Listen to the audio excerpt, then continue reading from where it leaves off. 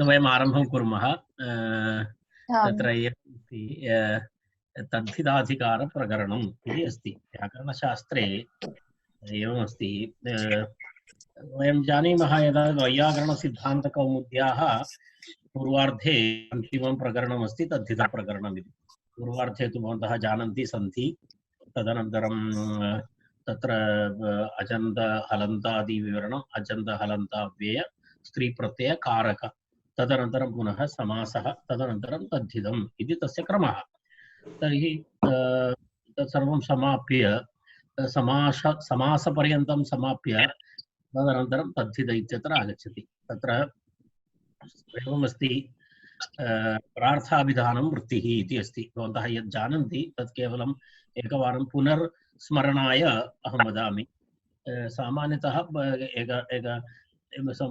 एवम् अस्ति, व्याकरणे वृत्तिः इति वदति। वृत्तिः इत्युक्ते परार्थाभिधानं वृत्तिः।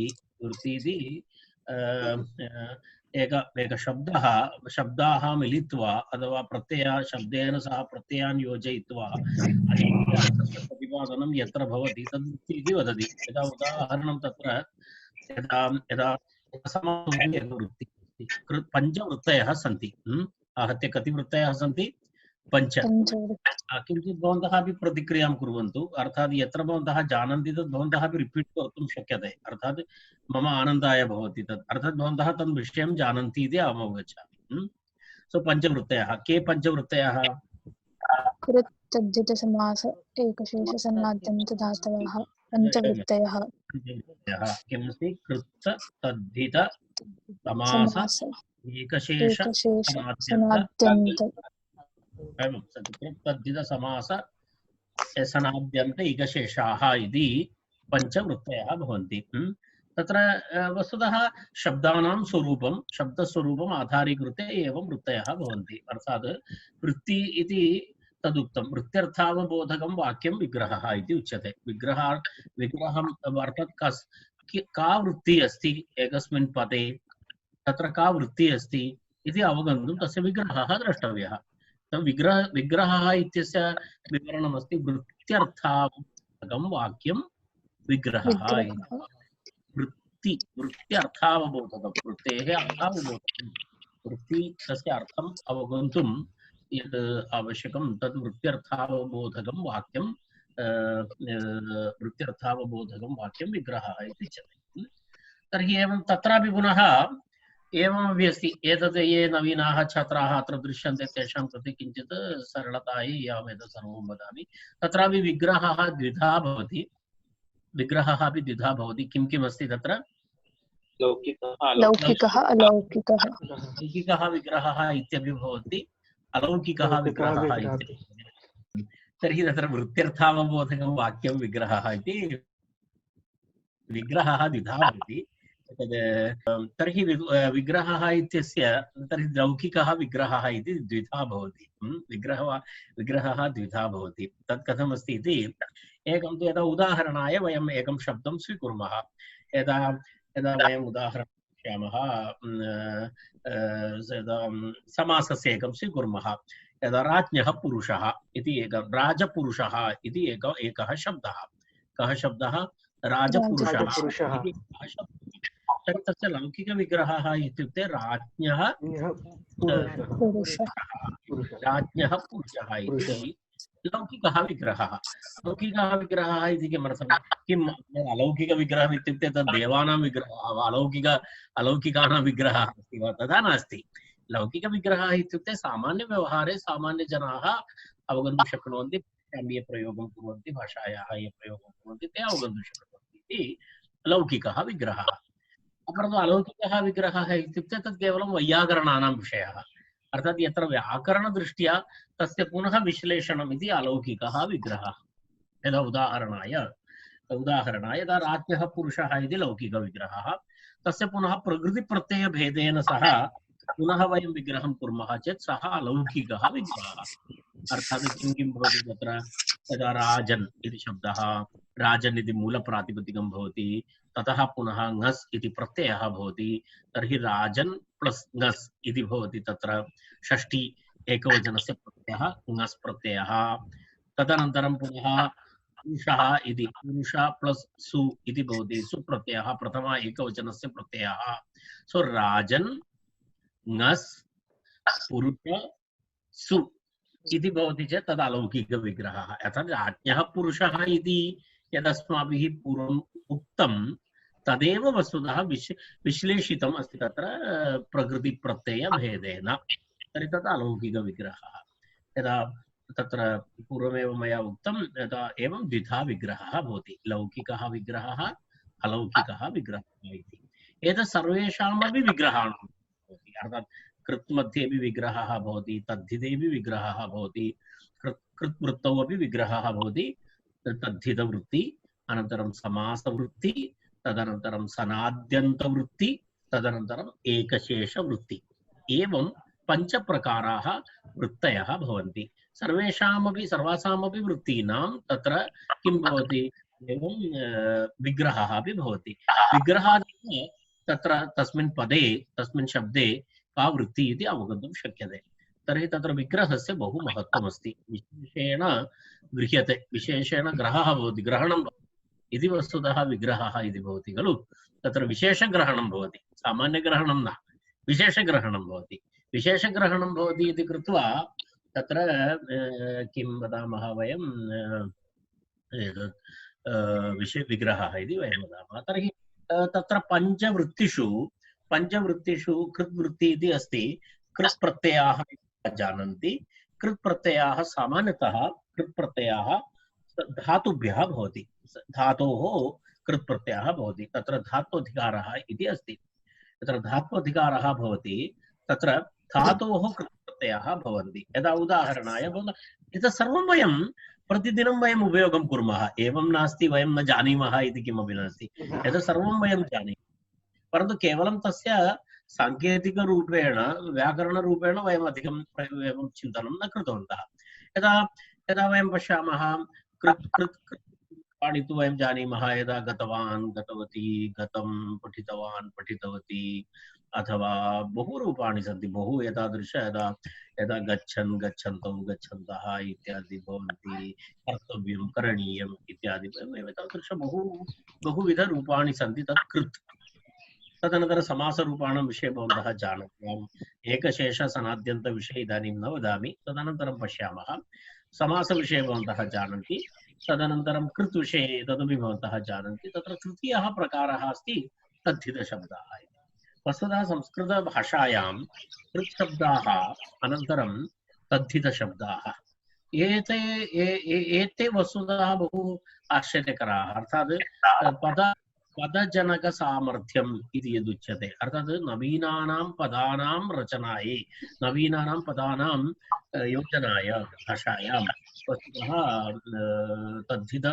तद्धितप्रत्ययाः अनन्तरं किं वदामः कृत् प्रत्ययाः एतद् बहु आश्चर्यमस्ति वस्तुतः भाषायां तेन भाषायाः प्रयोगे अस्माकं सरलतायै अनन्तरं किं वदामः अत्यधिकशब्दानां शब्दसम्पत्तये इति अर्थात् शब्दसम्पत्तिनिमित्तं वस्तुतः कृत् प्रकरणं तथा तद्धितप्रकरणम् इति उभयमपि बहु महत्त्वपूर्णमस्ति समासप्रकरणम् इति एतत् समासज्ञानम् अनन्तरं कृत् ज्ञानम् अनन्तरं तद्धितज्ञानम् अस्ति चेत् भाषायां किं वदामः बहु सामर्थ्यं भवति अस्माकम् अत्यन्तं सामर्थ्यं भवति तत्र सामर्थ्यवर्धनाय वस्तुतः केवलं परीक्षा उत्तीर्णतायै इति नास्ति भाषायां प्रभुत्वसम्पादनाय भाषायां प्रौढत्वसम्पादनाय वस्तुतः एतेषां प्रकरणानाम् अत्यन्त अपेक्षा अस्ति एतद् अनिवार्यमस्ति कारणं तद् कस्यापि शास्त्रस्य प्रयोजकं भवति एतत् सर्वम् अर्थात् एवं नास्ति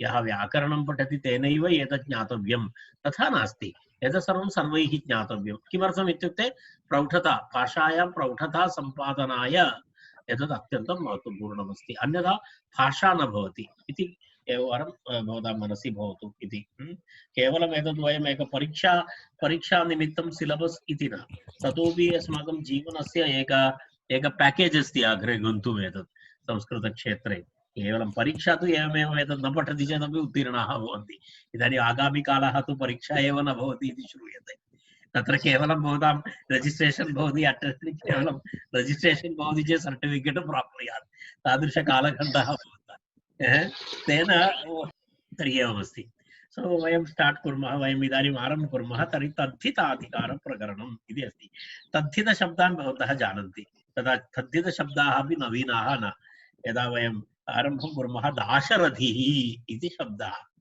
कः शब्दः भगवन्तं रामं श्रुत्वा वयम् आरम्भं कुर्मः दाशरथि इति शब्दः दाशरथि इति दशरथस्य किमस्ति विग्रहवाक्यं किं भवति दशरथस्य अपत्यं पुमान् दशरथस्य अपत्यं पुमान् इति तर्हि पश्यतु दाशरथिः इति शब्दः दशरथस्य अपत्यं पुमान् इति शब्दः तर्हि मूलशब्दः तत्र दशरथः इति मूलशब्दः दशरथः इति मूलशब्दात् तत्र अपत्य अर्थे कश्चन तद्धितप्रत्ययः तत्र भवति इञ् इति तद्धितप्रत्ययः भवति तत् तद्धितप्रत्ययानन्तरं तत्र रूपं भवति दाशरथिः इति तर्हि तद्धितरूप दाशरथि इति शब्दं भवन्तः सर्वे जानन्ति तत्र नवीनता किमपि नास्ति पार्वती इति शब्दः अस्ति पार्वती इति शब्दः अस्ति कः अर्थः पर्वतस्य अपत्यं स्त्री पर्वतस्य अपत्यं स्त्री इति पार्वती इति भवति तर्हि पश्यतु पर्वत इति मूलशब्दः पर्वत इति मूलशब्दात् कश्चन प्रत्ययः तं प्रत्ययम् उपयुज्य वयम् अन्यपद किं वदामः अन्यपदार्थः भवति पूर्वमेव अहम् उक्तवान् एतत् सर्वं वृत्तिविषयः अन्यपदार्थः प्रधानः तर्हि पर्वतम् इति एकः शब्दः तस्य एकः अर्थः पर्वतशब्दात् पुनः एकः तद्धितप्रत्ययः तस्मात् तद्धितप्रत्यययोजनेन पुनः एकः शब्दः निष्पन्नः भवति पार्वती इति तर्हि अन्यं पदार्थं दर्शयति तत् एवं सौमित्रिः इति शब्दः सौमित्रिः इति शब्दः कश्चन कथं भवति तस्य विग्रहवाक्यं सुमित्रायाः अपत्यम् आम् इदानीं सर्वे रामायणं दृष्टवन्तः इति कृत्वा एतानि उदाहरणानि सौमित्री इत्यत्र किं भवति सुमित्रायाः किं वदामः अपत्यं पुमान् इति सौमित्री इति भवति सौमित्री पुमान् अस्ति सौमित्री इति इकारान्तं दृष्ट्वा स्त्रीलिङ्गशब्दः इति मम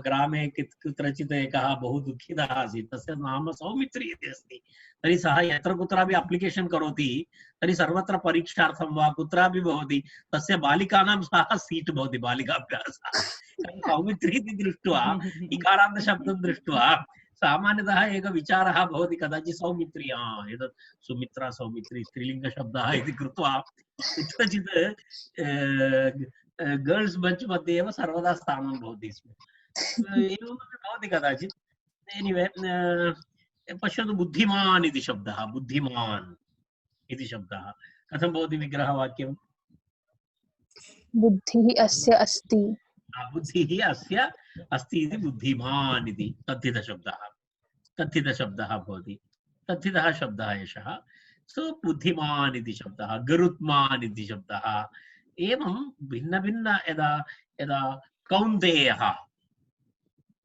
कुन्त्याः अपत्यं पुमान् हे कौन्तेय इति महाभारत सीरियल् स्मरतु सर्वदा कौन्तेय कौन्तेय इति वदति कौन्तेयः इति कौन्तेयः इति तत्र एवं तद्धितरूपमस्ति तर्हि एवम् अस्माकं नित्यजीवने अस्माकं प्रयोगेषु तद्धितरूपाणां यथेष्टं प्रयोगः अस्ति भाषायाः सौन्दर्यमपि अस्ति भाषायाः सौन्दर्यमस्ति तत्र एकैकशब्दस्य नवीनशब्दानां तत्र व्युत्पत्तिः भवति इति वस्तुतः तद्धितप्रकरणमिति तद्धितरूपाणि इति भाषायाः सौन्दर्यं वर्तते तद् किञ्चित् आलङ्कारिकं भवति श्रवणमधुरं भवति अनन्तरं संक्षिप्तरूपेण अर्थं दर्शयति यदा दशरथस्य अपत्यं पुमान् इति एतावत् अपेक्षया दाशरथि इति शब्देन एतावत् दीर्घम् अर्थं तत्र प्रतिपादयितुं शक्नोति इति एतत् सर्वं तस्य महत्त्वमस्ति सो तद्धितप्रकरणम् इति अत्यन्तं महत्त्वपूर्णं अत्यन्तम् अवश्यं ज्ञातव्यः विषयः तत्र वयम् आरम्भं कुर्मः। अहम् अधिकविवरणं न करोमि, यदा यदा समयानुसारं यत्र विवरणं करणीयं तत्र विवरणं करिष्यामि। तर्हि तत्र समासविवरणानन्तरं तद्धिताधिकारप्रकरणस्य आरम्भः भवति। तेषाम् हस्ते पुस्तकं नास्ति, ते अत्र स्क्रीन् मध्ये द्रष्टुं शक्नुवन्ति। अनन्तरम् एतत् पुस्तकं यस्य कस्यापि नास्ति चेत् आर्कैव्स् मध्ये यदा सिद्धान्तकौमुदी बालमनोरमा इति भवन्तः स्थापयन्ति तर्हि तत् पुस्तकं तत्र भवन्तः प्राप्तुं शक्नुवन्ति। तस्य भिन्नभिन्न वाल्यूम्स् भवति। तत्र 3-1 वाल्यूम् 3-2 वाल्यूम् अस्ति। एतत् भवन्तः तद् स्वीकर्तुं शक्नुवन्ति, डौन्लोड् कर्तुं शक्नुवन्ति। भवतां हिन्दी वा तादृश अनुवादस्य आवश्यकता नास्ति, तत्तु अहं विवरणं करिष्यामि। बालमनोरमा सहितं भवतु। बालमनोरमां किञ्चित् यदानुगुणं यदा समयानुसारम् आवश्यकतानुसारं बालमनोरमायाः विवरणं करिष्यामि। तत्र प्रथमं सूत्रमस्ति। प्रथमं तु किञ्चित् विवरणं सूत्रमस्ति, किञ्चित् प्रथमसूत्रे अहं किञ्चित् अधिकं विवरणं करिष्यामि। तदनन्तरं यत् पर्याप्तमात्रम् आवश्यकमात्रं विवरणं करिष्यामि। तत्र प्रथमं सूत्रमस्ति समर्थानां प्रथमाद् वा इति। अर्थात् तद्धितप्रकरणस्य तद्धितनिरूपणस्य प्रथमः भागः अस्ति।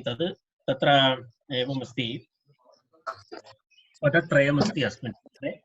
यत्र भवन्तः न जानन्ति, भवन्तः यदा वर्गार्थम् उपविशन्ति, यदि भवताम् आवश्यकता भवति इति कृत्वा कदाचित् एकं पुस्तकम्, एक पेन् इत्यादिकं पुरतः स्थापयति चेत् वरं भवति। यत्र अहं किञ्चित् वदामि, भवन्तः यदि न जानन्ति तर्हि तत्र लिखित्वा स्थापयितुं शक्यते। तो समर्थानां प्रथमाद् वा इति सूत्रं पदत्रयमस्ति सूत्रे। किं किमस्ति? समर्थानाम् इति प्रथमाद् वा, अनन्तरं प्रथमात् इति, अनन्तरं वा इति तत्र एवं पदत्रयमस्ति। एतद् अधिकारसूत्रमस्ति। अर्थात् एतत् सूत्रम् अग्रे सर्वत्र अनुवर्तेत। तत्र एकं सूत्रमस्ति अग्रे, प्राग्दिशो विभक्तिः इति एकं सूत्रमस्ति अग्रे। किं सूत्रमस्ति? प्राग्दिशो विभक्तिः इति एकं सूत्रं। तत् पञ्चमाध्यायस्य तृतीयपादस्य प्रथमं सूत्रं। किमस्ति? प्राग्दिशो विभक्तिः इति सूत्रमस्ति। 531 अस्ति तत्। तर्हि इदानीं वयं स्मः 4182 मध्ये। इदानीम् अस्माकं पुरतः यत् सूत्रमस्ति तस्य संख्या अस्ति किं? 4182। अष्टाध्यायी चतुर्थपादे प्रथमाध्याये 82तमं सूत्रमेतत् 8182। तर्हि 8182 तः आरभ्य कियत्पर्यन्तं? पञ्चमाध्यायस्य द्वितीयपादस्य अन्तिमसूत्रपर्यन्तम् एषः अधिकारः। एतद् भवन्तः किमर्थमिति सर्वत्र अग्रे सर्वेषु तद्धितप्रत्ययविधायकसूत्रेषु समर्थानां प्रथमात् वा इति त्रयाणामपि पदानां तत्र अधिकारः भवति। एतस्मिन् अधिकारे इत्युक्ते तद् एकया दृष्ट्या अनुवृत्ति इव सर्वेषामपि सूत्राणाम् अर्थम् एतेषां त्रयाणां शब्दानाम् आवश्यकता भवति। तत्र समर्थानाम् इति एकः शब्दः, प्रथमाद् इति अपरः शब्दः, तृतीयः शब्दः वा इति। एतद् वैकल्पिकमस्ति। अर्थात् तद्धितरूपाणि यदा समासरूपाणि तत्र बहूनि रूपाणि वैकल्पिकरूपाणि भवन्ति। वैकल्पिकरूपाणि इत्युक्ते भवन्तः तद्धितप्रत्ययं योजयित्वा अपि वक्तुं शक्नुवन्ति। अर्थात् विवक्षा अस्ति, विवक्षाधीनमस्ति।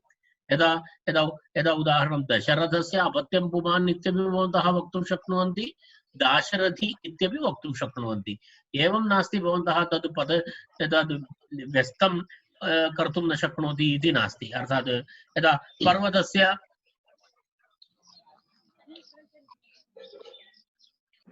तर्हि समर्थानां प्रथमाद् वा इति पदत्रयम् एषः अधिकारः। एतद् अन्येषु यदा अहम् उक्तवान् प्राग्दिशो विभक्तिः इति सूत्रपर्यन्तम् एतस्य अनुवृत्तिः भवति। अर्थात् सर्वत्र एतस्य अधिकारः भवति।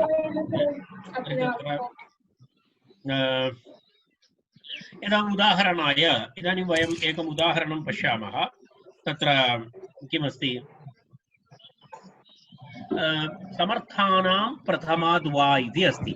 तर्हि किञ्चित् अहम् एतदेक पार्श्वभूमिः अस्ति, अर्थात् यदि वयं एतस्य विषयप्रवेशे किञ्चित् केचन नियमाः भवन्ति, प्राथमिकनियमाः भवन्ति। तर्हि अस्मिन् सूत्रे कश्चन प्राथमिकः नियमः भवति। यदा उदाहरणं वयम् एवं कुर्मः, यदा यदा अत्र प्रथमादिति, तत्र समर्थानां प्रथमादिति अस्ति। प्रथमादिति इदानीं तद्धितप्रत्ययः भवति, तद्धितप्रत्ययाः भवन्ति, अण् भवति, इञ् भवति, भिन्न दिशदाधिकप्रत्ययाः भवन्ति। तर्हि एकस्मिन् विग्रहवाक्ये यदा वयं पश्यामः दशरथस्य अपत्यम् इति चिन्तयतु। एकं वाक्यम् एकं विग्रहं स्वीकृतवान्, किमस्ति? दशरथस्य अपत्यम् इति अस्ति। तर्हि दशरथस्य अपत्यम् इत्यर्थे अण् इति वा इण् इति वा इति अत्र इञ् प्रत्ययः भवति, अकारान्तशब्दः अस्ति इति इञ् प्रत्ययः भवति। तर्हि अत्र पदद्वयमस्ति। किमस्ति? दशरथस्य इत्यपि पदमस्ति, अपत्यम् इत्यपि पदमस्ति, पदद्वयमस्ति। अत्र उक्तं तत्र शब्दद्वयम्, एकः शब्दः प्रथमः शब्दः, द्वितीयः इति अपत्यम् इति शब्दः, अर्थात् शब्दद्वयम्। किमस्ति तत्र? एकवारं पश्यतु। दशरथ इति प्रथमः शब्दः, अपत्यम् इति द्वितीयः शब्दः, इति शब्दद्वयमस्ति। तर्हि तत्र शब्दद्वयमपि, तत्र द्वितीयः एकः शब्दः अस्ति समर्थानाम् इति। शब्दद्वयमपि समर्थमस्ति। समर्थम् इत्युक्ते किमस्ति? यस्य सामर्थ्यम् अस्ति तत् समर्थं भवति। सामर्थ्यं नाम किं? सामर्थ्यं नाम परिनिष्ठितत्वम् इति वदति। परिनिष्ठितत्वम् इति किमपि वदामि। यदा उदाहरणं रामः इति शब्दः, रामः इति शब्दः परिनिष्ठितः शब्दः। किमर्थं? तत्र प्रकृति प्रत्यययुक्तः कश्चन शब्दः अस्ति। केवलं प्रातिपदिकं नास्ति, केवलं तत्र प्रत्ययः नास्ति। यत्र प्रातिपदिकं तेन सह यः प्रत्ययः अपि भवति, तद् मिलित्वा सर्वविधसन्धिकार्याणि अपि यत्र भवति, तद् वस्तुतः परिनिष्ठितम् इत्युच्यते। यदा उदाहरणं दशरथस्य इति अस्ति। दशरथस्य इति शब्दः षष्ठी एकवचनशब्दः, है न? षष्ठी एकवचनशब्दः। तर्हि दशरथ प्लस् तस्य षष्ठी एकवचनप्रत्ययः भवति ङस्। तर्हि दशरथ ङस् इति प्रत्ययः, पुनः दशरथ अस् भवति। तदनन्तरं टागसि ङसाविनाक्ताः इति सूत्रेण तत्र स्य इति प्रत्ययः आदेशः भवति। एवं दशरथस्य इति शब्दः भवति। तर्हि अयं शब्दः परिनिष्ठितशब्दः। किमर्थं? तत्र सर्वप्रकृति प्रत्यययोगः पूर्णतया जातः, तत् कृतसन्धि अस्ति। अर्थात् सर्वकार्याणि तत्र कृतानि सन्ति। अर्थात् तत् प्रयोक्तुं योग्यं शब्दं, समर्थः शब्दः एषः। तस्य शास्त्रीयदृष्ट्या परिनिष्ठितशब्दः इति उच्यते। यदा केवलं प्रातिपदिकं भवति चेत् तत्र परिनिष्ठितत्वं नास्ति। प्रकृति प्रत्यय योग अनन्तरं सर्वविधसन्धिकार्याणि अपि यत्र भवति, तदनन्तरं यद् रूपं भवति तत् परिनिष्ठितं रूपम् इति उच्यते। सो दशरथस्य इति एकं परिनिष्ठितं रूपमस्ति। दशरथस्य इति परिनिष्ठितं रूपमस्ति। किमर्थं? तत्र प्रकृतिः अपि अस्ति, प्रत्ययः अपि अस्ति, अनन्तरं तस्य सर्वविधप्रक्रियाः अपि जाताः। तेन कारणेन दशरथस्य इति शब्दः परिनिष्ठितं रूपम्। तेन तस्य किं भवति? समर्थम् इति वयं वदामः। किं वदामः? समर्थः शब्दः सः। समर्थः शब्दः इत्यस्य अर्थः अवगतः? ज्ञातं न? स्पष्टं ज्ञातं न? परिनिष्ठितत्वम् इत्युच्यते। अर्थात् यत्र तस्य कृतसन्धिकार्यत्वम् इत्यर्थः। सर्वविधसन्धिकार्याणि, सर्वविधप्रक्रियाः यत्र भवन्ति तत्। अन्यथा दशरथ ङस् इति तिष्ठति, तर्हि तत् परिनिष्ठितं नास्ति। दशरथस्य इति भवति, तत् परिनिष्ठितं भवति। रामः इति परिनिष्ठितं, रामस्य इति परिनिष्ठितं, सीता इति परिनिष्ठितं, सीतायाः इति सर्वं तादृशसिद्धरूपं यद् भवति तत् सामान्यतः परिनिष्ठितम् इति वयं वदामः। तर्हि अत्र दशरथस्य अनन्तरम् अपत्यम् इति शब्दद्वयम् शब्दद्वयमपि समर्थमस्ति रैट् शब्दद्वयमपि समर्थमस्ति किं किं दशरथस्य इति शब्दः अपि परिनिष्ठितमस्ति अपत्यम् इति शब्दः अपि परिनिष्ठितमस्ति सत्यं खलु अर्थात् उभयमपि दशरथस्य इति तत्र षष्ठी विभक्ति स्पष्टमस्ति अपत्यम् इत्यत्रापि प्रथमा एकवचनमस्ति अपत्यम् इत्यत्रापि प्रथमा एकवचनमस्ति तदपि परिनिष्ठितमस्ति इत्युक्ते समर्थमस्ति तर्हि इदानीं तद्धितप्रत्ययः दशरथस्य अपत्यम् इति शब्दद्वयं तस्मात् कस्मात् शब्दात् तद्धितप्रत्ययः भवति इति प्रश्नः तद्धितप्रत्ययः कस्मात् शब्दात् भवति तस्यापि उत्तरमस्ति अत्र किमस्ति समर्थानां प्रथमाद्वा इति समर्थानां प्रथमाद्वा इति अर्थात् तत्र एतौ द्वौ अपि वस्तुतः सम्बद्धार्थकमस्ति दशरथस्य अनन्तरम् अपत्यं द्वयोः मध्ये सम्बन्धः अपि अस्ति सम्बन्धार्थकमस्ति दशरथस्य अपत्यम् इति तर्हि तत्र प्रत्ययः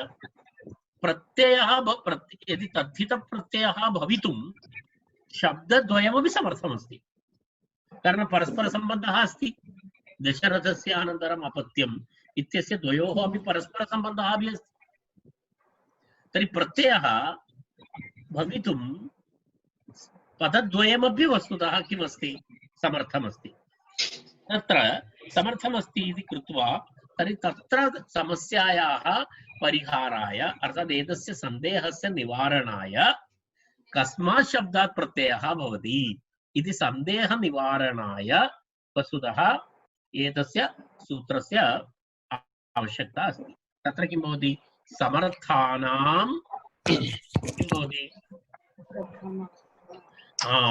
समर्थानां प्रथमात्वा समर्थशब्देषु यः प्रथमशब्दः भवति सः शब्दः भवति तद्धितप्रत्ययस्य प्रकृति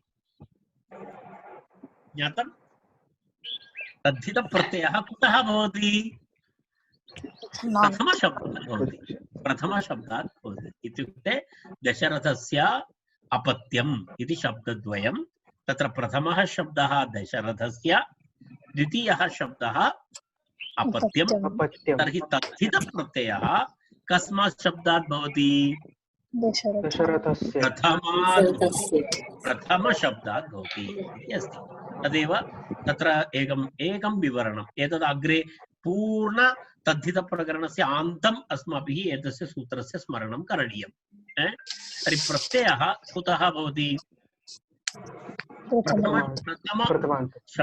प्रथमशब्दात् भवति तर्हि तत्र समर्थानां प्रथमाद्वा इति तत्र समर्थातेन कारणेन दशरथस्य इत्यत्र इदानीम् अपरः विषयः अस्ति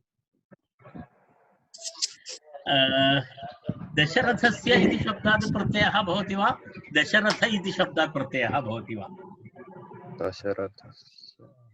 दशरथस्य इति शब्दात् न भवति तत्रापि एवमस्ति तत्रापि यद् षष्ट्यन्तशब्दः भवति तत्र तस्य यत् प्रातिपदिकं भवति तस्मात् भवति कारणम् अत्र एतस्यापि अधिकारः अस्ति कस्य ज्ञाप्रातिपदिकात् इति एकं सूत्रमस्ति किं सूत्रमस्ति ज्ञाप्रातिपदिकात् इति एकं सूत्रमस्ति अर्थात् तद् भवन्तः अजन्तपुल्लिङ्गप्रकरणं यदा पश्यन्ति अत्र ये उपविष्टाः बहवः व्याकरणं पूर्वं पठितवन्तः इति ये न पठितवन्तः अजन्तपुल्लिङ्गप्रकरणे एकं सूत्रमस्ति ज्ञाप् प्रातिपदिकात् इति सर्वेपि प्रत्ययाः सु औजस् इत्यादि प्रत्ययाः भवन्ति प्रातिपदिकात् भवति इति ज्ञाप् प्रातिपदिकात् इति भवति तर्हि अत्र ज्ञाप् प्रातिपदिकात् इत्यस्य अपि अधिकारः अस्ति अर्थात् अत्र अधिकारद्वयम् अस्मिन् प्रकरणे किं किम् अस्ति समर्थानां प्रथमात्वा इत्यपि अधिकारः अस्ति ज्ञाप् प्रातिपदिकात् इत्यपि अधिकारः अस्ति इति अधिकारद्वयम् अस्ति तर्हि तत्र एकः संशयः पुनः भवितुमर्हति।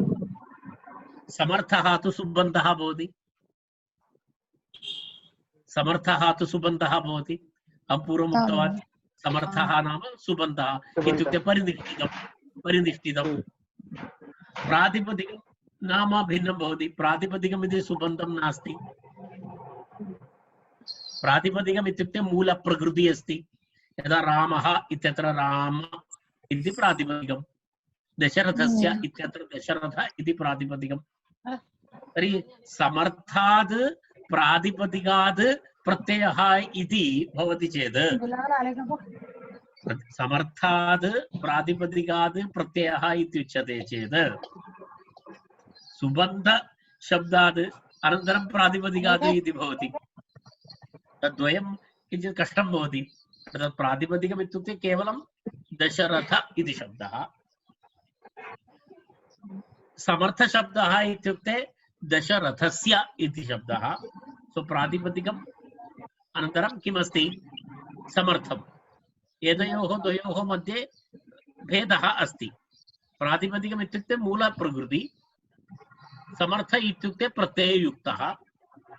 तर्हि तत्र समर्थानां प्रातिपदिका समर्थात् प्रातिपदिकात् इति भवति चेत् तत्र एवम् अर्थः स्वीकरणीयः। यः समर्थशब्दः भवति खलु, यः समर्थशब्दः भवति तस्य यः यत् प्रातिपदिकं भवति तस्मात् प्रातिपदिकात् प्रत्ययः भवति। यदा दशरथस्य इति शब्दात् प्रत्ययः न भवति। दशरथस्य इति शब्दः एकं मार्किङ्ग् अस्ति, तस्मात् शब्दात् भवति, परन्तु प्रत्ययः साक्षात् दशरथ इति प्रातिपदिकात् भवति। अन्यथा दशरथस्य अपत्यम् इत्यर्थे इञ् प्रत्ययः भवति चेत् दाशरथी इति रूपं न भवति, दशरथस्य के बाद इ इति भवति। अतः प्रत्यय जो है आपको समर्थ शब्द जो रहता है, समर्थ शब्दस्य यत् प्रातिपदिकं भवति तस्मात् प्रातिपदिकात् प्रत्ययः भवति। दशरथस्य इति शब्दः, दशरथस्य इति शब्दस्य प्रातिपदिकम् अस्ति दशरथ। दशरथ शब्दात् किं भवति तद्धितः प्रत्ययः भवति। प्रक्रियायां वयम् अग्रे वयं द्रष्टुं शक्नुमः। तत्र चिन्ता नास्ति। एतत् केवलम् आरम्भः इति कृत्वा भवन्तः एतत् जानन्तु। यदा अहम् उदाहरणानि अग्रे भवन्ति तदा एतस्य विवरणं करिष्यामि। सो एतस्य इदं पदत्रयम् अधिक्रियते, अर्थात् समर्थानां प्रथमात् वा इति पदत्रयम् अग्रे सर्वसूत्रेषु अधिकारः इत्युक्ते एतस्मिन् अधिकारे अन्यानि सूत्राणि भवन्ति अग्रे। इदानीम् एतावदेव अहम् इदानीं विवरणं करोमि, अनन्तरं समयानुसारम् एतस्य विवरणं करोमि। तर्हि भवन्तः बेसिक् तत्त्वं जानन्तु। तद्धितप्रत्ययाः समर्थशब्देषु प्रथमशब्दात् तद्धितप्रत्ययः भवति।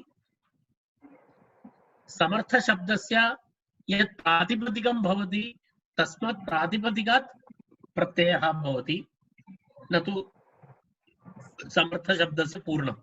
समर्थशब्दस्य यत् प्रातिपदिकं भवति तस्मात् प्रातिपदिकात् प्रत्ययः भवति।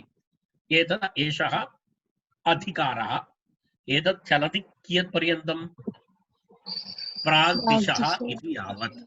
पश्यतु, प्राग्दिशः इति यावत्, प्राग्दिशः इति यावत्, प्राग्दिशः इति सूत्रस्य पूर्वसूत्रपर्यन्तम् इति। प्राग्दिशो विभक्तिः इति अहं पूर्वमेव उक्तवान्। पंचमाध्यायस्य तृतीयपादस्य प्रथमं सूत्रं। तर्हि पंचमाध्यायस्य भवतां हस्ते अष्टाध्यायी अस्ति चेत् अद्य यदा गृहे उपविशन्ति तस्मिन् समये केवलम् एकवारं पश्यन्तु तत्र कानि कानि सूत्राणि सन्ति इति। यदि अष्टाध्यायी भवतां हस्ते नास्ति भवन्तः डौन्लोड् कर्तुं शक्नुवन्ति। तत्र इदानीं वयं स्मः चतुर्थाध्यायस्य प्रथमपादः। तर्हि कियत् दीर्घं प्रकरणम् इति भवन्तः जानन्तु। अष्टाध्यायी ग्रन्थस्य चतुर्थपादस्य प्रथमाध्यायात् आरभ्य पंचम अध्यायस्य द्वितीयपादस्य अन्तिमसूत्रपर्यन्तम् इत्युक्ते 140। पंचमाध्यायस्य द्वितीयपादस्य अन्तिमसूत्रं द्वितीयपादे 40+100 सूत्राणि। तर्हि आहत्य तद्धितप्रकरणमिति अष्टाध्यायी मध्ये पूर्णम् एक अध्यायः अपरपादद्वयम् इत्युक्ते आहत्य षड् पादानि सन्ति। आहत्य तद्धितप्रकरणमिति। तर्हि भवन्तः अवगन्तुं शक्नुवन्ति अष्ट अध्यायी मध्ये सार्ध एक अध्यायः तद्धितप्रकरणस्य कृते स्थापितः। तर्हि तस्य महत्त्वं भवन्तः अवगच्छन्ति। अन्य कोऽपि अध्यायः एतावत् दीर्घं न भवति। तर्हि तद् तस्य महत्त्वं। सो वयम् एक षण्मासपर्यन्तम् अथवा मासद्वयं मासत्रयं मासचतुष्टयं तु मिनिमम् भवति एतत् पूर्णप्रकरणं कर्तुं। वयं तदेक निष्ठारूपेण एक यज्ञरूपेण वयम् एतत् स्वीकुर्मः तर्हि एतत् भविष्यति। यदा वयं समासप्रकरणं तदेव कृतवन्तः। कठोरः गुरुः किञ्चित् अलसाः छात्राः इति। प्राग्दिशः इति पर्यन्तं यावत् सामर्थ्यं परिनिष्ठितत्वम् एतद् विवरणं मया कृतं। सामर्थ्यविषये अहं विवरणं कृतवान्। सामर्थ्यं नाम परिनिष्ठितत्वम् इति। सामर्थ्यं नाम परिनिष्ठितत्वं। यदा सामर्थ्यशब्दस्य बालमनोरमायां पश्यतु परिनिष्ठितत्वम् इति कर्सर् पश्यतु। समर्थः पटुः शक्त इति पर्यायः। शक्तत्वं च कार्योत्पादनयोग्यत्वम् अर्थात् कार्योत्पादनयोग्यत्वम् अस्ति शक्तत्वं। समर्थं नाम कार्योत्पादन सामर्थ्यं। शब्दस्य कार्यं नाम किमस्ति? शब्दस्य कार्यं नाम अर्थप्रतिपादनं। कोऽपि पृच्छति यदा भवतां कार्यं किमस्ति? भवतां कार्यं पठनं। मम कार्यं किमस्ति? मम कार्यं नाम पाठनं। तत्र अहं समर्थः, पठने भवन्तः समर्थः। तर्हि शब्दस्य सामर्थ्यं नाम किमस्ति? शब्दस्य शक्तत्वं नाम कार्योत्पादनत्वं। शब्दस्य कार्योत्पादनत्वं नाम अर्थप्रतिपादनम् इति अस्ति। पश्यतु तत्र शब्दस्य च कार्यम् अर्थप्रतिपादनमेव। तत् शक्तत्वं च कृतेषु एव सन्धिकार्येषु भवति। अर्थात् दशरथाङ्गस् इति वदति चेत् अर्थप्रतिपादकत्वं न भवति। दशरथस्य इति वदति चेत् अर्थप्रतिपादकत्वं भवति। तेन कारणेन आचार्यः वदति कृतसन्धिकार्यत्वम् इति। यदा प्रकृति प्रत्ययः तस्य सन्धि आदि विषयकार्याणि यद् भवति तदनन्तरं तस्य किं भवति? अर्थप्रतिपादकत्वं भवति। So the point अस्ति यत् किं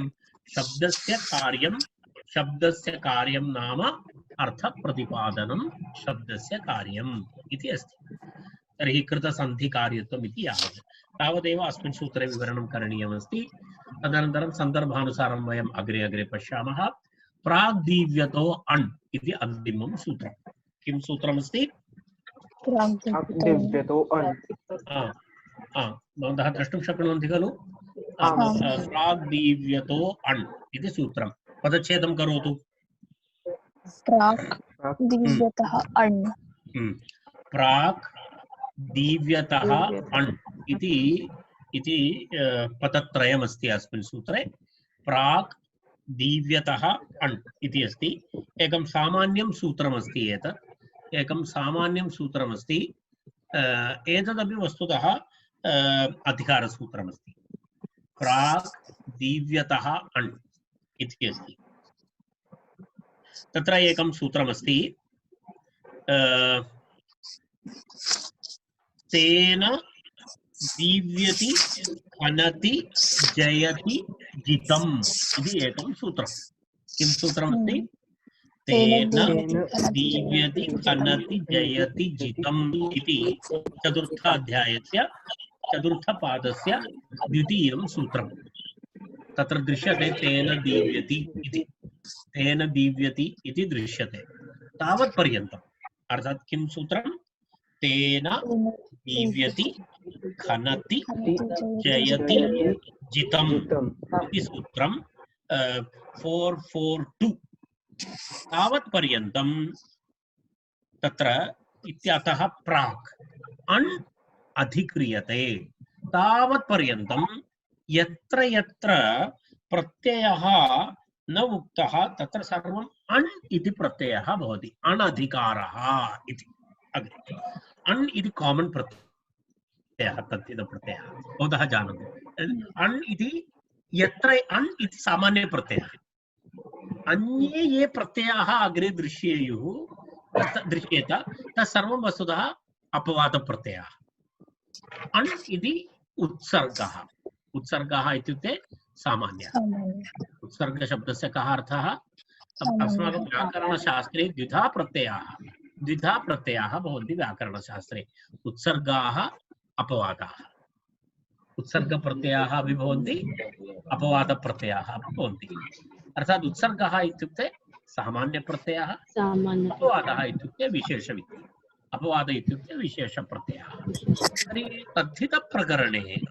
तद्धितप्रकरणे अण् इति प्रत्ययः किं भवति उत्सर्गः प्रत्ययः अर्थात् सामान्यः प्रत्ययः एतस्य अधिकारः भवति अर्थात् यत्र कुत्रापि सूत्रे अग्रे प्रत्ययविवक्षा नास्ति प्रत्ययः न उक्तं चेत् अस्माभिः किं ज्ञातव्यम् अण् प्रत्ययः भवति तत्र इति ज्ञातव्यं तत्र अण् प्रत्ययः इति अस्माभिः ज्ञातव्यं सो अण् इति बहु कामन् प्रत्ययः अत्र इति एवं तत्र नियमः तर्हि तत्र तदेव आचार्यः वदति किमस्ति प्राग्दीव्यतो अण् इति अर्थात् तेन दीव्यति हनति जयति जितम् इति सूत्रपर्यन्तं तत्र किं भवति अण् इति शब्दस्य प्रत्ययस्य अधिकारः भवति अर्थात् तावत् पर्यन्तं यानि सूत्राणि भवन्ति तानि तेषु सूत्रेषु कः प्रत्ययः विधीयते अण् प्रत्ययः इदानीं वयम् एतत् सूत्रं कुत्र अस्ति चतुर्थाध्यायस्य प्रथमपादस्य 83तमं सूत्रमेतत् किमस्ति चतुर्थाध्यायस्य प्रथमपादस्य 83तमं सूत्रमस्ति 83तमं सूत्रमस्ति इतः आरभ्य चतुर्थाध्यायस्य चतुर्थपादस्य द्वितीय प्रथमसूत्रपर्यन्तं द्वितीयं नास्ति प्रथमसूत्रपर्यन्तम् अण् इति अधिकारः अर्थात् तावत् पर्यन्तं यत्र यानि सूत्राणि भवन्ति तत्र अण् प्रत्ययः भवति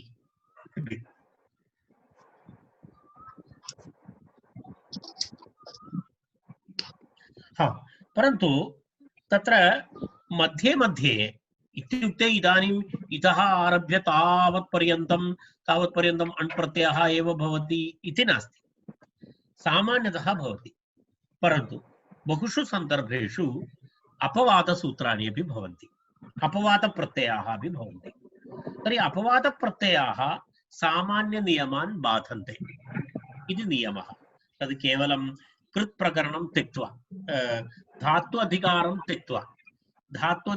त्यक्त्वा अन्यत्र सर्वत्र अपवादः उत्सर्गं बाधते अर्थात् अपवादनियमः किं करोति सामान्यनियमस्य बाधा भवति केन नियमेन अपवादनियमस्य सामान्यनियम की बाधा अर्थात् अण् प्रत्ययः अपि एकत्र भवति अनन्तरम् एकः अपवादप्रत्ययः अपि भवति चेत् अण् प्रत्ययस्य बाधा भवति अपवादप्रत्ययेन कार्यं भवति एतत् केवलं एतत् धात्वधिकारे तथा नास्ति धात्वधिकारे तु तत्र कश्चन भेदः अस्ति तद् यदा धात्वधिकारविषयः भवति तदा पश्यामः इदानीं नास्ति धात्वधिकारे तु उत्सर्गस्य विकल्पेन भवति अपवादः अर्थात् रूपद्वयं भवति तत्र अत्र तथा नास्ति किं ज्ञातव्यम् इदानीम् अण् प्रत्ययः सामान्यप्रत्ययः तद्धितसामान्यप्रत्ययः अग्रे चलति तन्मध्ये मध्ये किं भवति मध्ये मध्ये विशेषप्रत्ययाः भवन्ति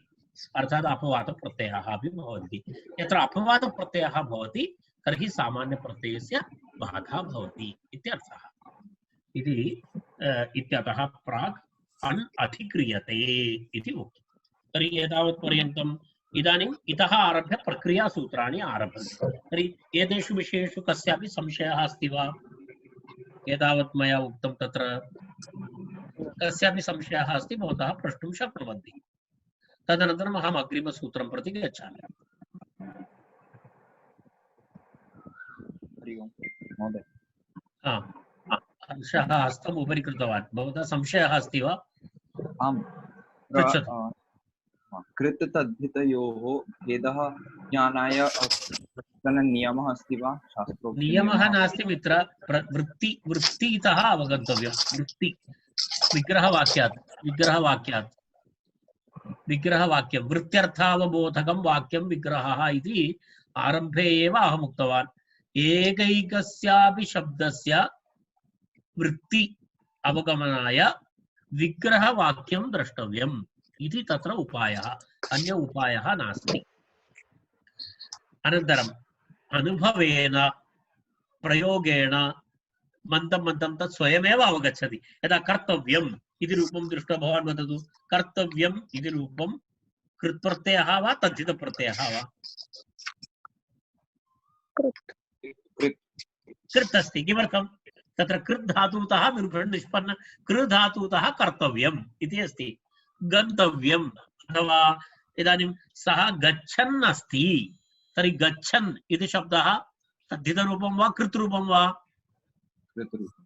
कृतरूपं। किमर्थं? तत्र क्रिया दृश्यते।